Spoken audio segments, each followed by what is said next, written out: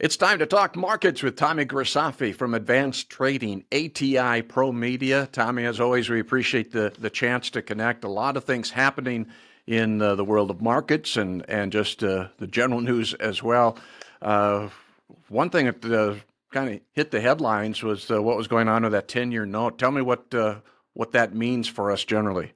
Yeah, as someone who still trades bonds at the Board of Trade, there's no pits there anymore.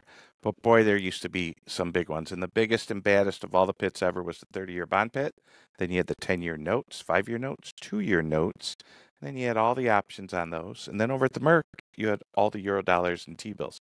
Anyway, that's a whole different world than what we typically talk about with grains. But every single dollar that is in agriculture, either someone had that dollar or someone borrowed that dollar.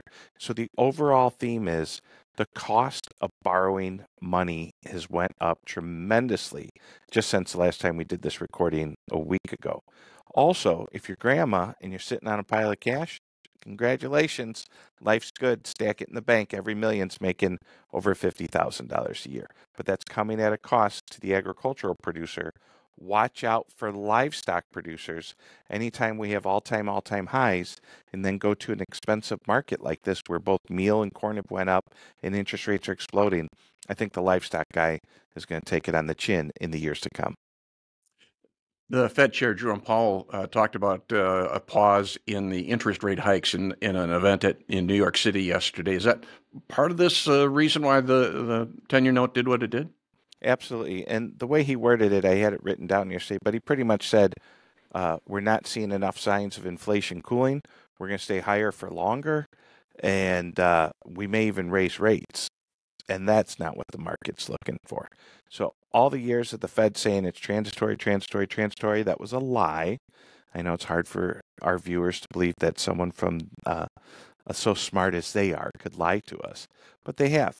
And then you see everything that's happened with all the money we spent on the pandemic, now the Ukraine war, now the Gaza Strip Israeli war. I watched the president's speech last night. Pretty much what I learned was he said everyone needs to be nice and get along. Oh, by the way, Ukraine, we're going to ask for this much money so Russia doesn't blow you up. And Israel, we're going to send you this much money. He even, I think if I heard it right, even had money earmarked for the Palestinians in the Gaza Strip for aid, just so, because there's going to be so many truly bad things that happen there. So the overall theme was, we're sending you money. Please, everyone, play nice. And I just don't think that's how this ends, Don. And we're at a time when Congress isn't even in session because of the commotion with the House Speaker situation. So that assistance isn't going to happen anytime soon. So he needs Congress and everyone to be playing nice on their end just to get that money. Is that correct? Yeah. So this is our 16th day now without a speaker. Jim Jordan, the Ohio representative, is going to go for a third ballot attempt today. The way it sounds, it still doesn't look like he has enough votes to push him over at this point. And nobody else seems to be stepping up to the plate to be taking that position. And as a result, Congress can't really get its work done. So that means the aid we talked about for Ukraine, for what's going on in the Middle East. That means government shutdown. We got that approaching us in mid-November again. They'll have to do work on that. All the appropriations bills and the farm bill. So all of that's in limbo until we can get Congress to agree, the Republicans anyway, on what's going on with the Speaker of the House situation. Tommy, there was a big rally in that corn market yesterday.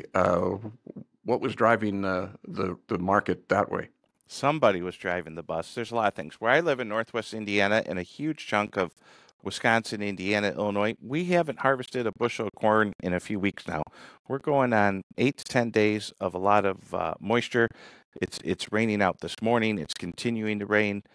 Parts of Wisconsin that had very little rainfall this spring and summer, being hit with big amounts of rain. So the benefits of that is you'll probably see the Mississippi flow up. Those waters that have rains have come across will help there. But harvest got delayed enough that we might have really seen our basis low, which is very possible. I'm pretty comfortable saying that. And you see that from ADM indicator, raising their cash bids, right? And then we've had an incredible futures rally. Say we traded as low as like 470, and we're approaching that 505, 510 level. And some people would say that's resistance. We'll see. We also had that explosive rally last week in soybeans. You and I talked about that, and we followed through a little bit. We had some days where soybeans are spending more days above 13 than below. So you're starting to see that bottom form are the lows in. Later in the year we could take them out for different various reasons in the world, but the market's acting good, and that's a great thing for the American farmer.